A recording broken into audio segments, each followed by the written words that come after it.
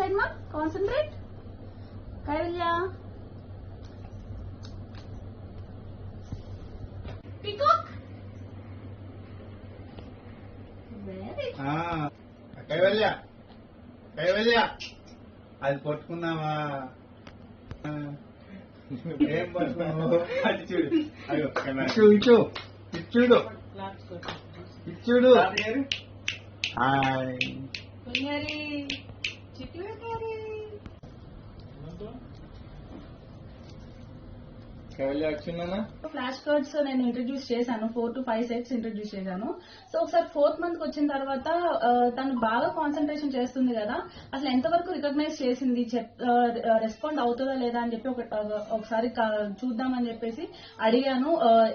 నేను 2 flash cards పట్టుకుని ఏ card పట్టుకోమంటే ఆ కార్డ్ పట్టుకునేది. నేనైతే షాక్ అయ్యాను నిజంగా, అన్ని పట్టుకుంటుందని అయితే అసలు ఎక్స్పెక్టే చేయలేదు.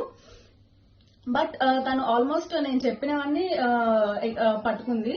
సో ఇంత జస్ట్ 1 month లో ఇన్ని సెట్స్ ఫ్లాష్ కార్డ్స్ తను రికగ్నైజ్ చేస్తుందని అయితే ఎక్స్పెక్ట్ చేయలేదు.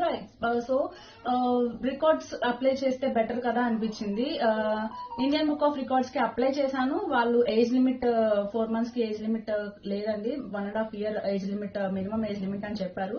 ఓకే, వితౌట్ ఏజ్ లిమిట్ వెళ్దాం అని చెప్పేసి ఇంకేం రికార్డ్స్ ఉన్నాయని నేను సర్చ్ చేస్తున్నప్పుడు నోబెల్ వరల్డ్ రికార్డ్స్ కి అప్లై చేశాను.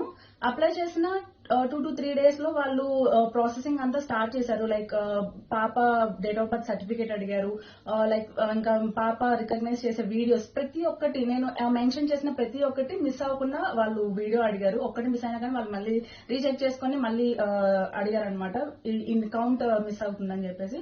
సో 120 కార్డ్స్ తను రికగ్నైజ్ చేసింది కాబట్టి 120 నేను వీడియోస్ వాళ్ళకి పంపించాను. అలానే మా ఐడి ప్రూఫ్స్ అడిగారు, అవి కూడా పంపించాను.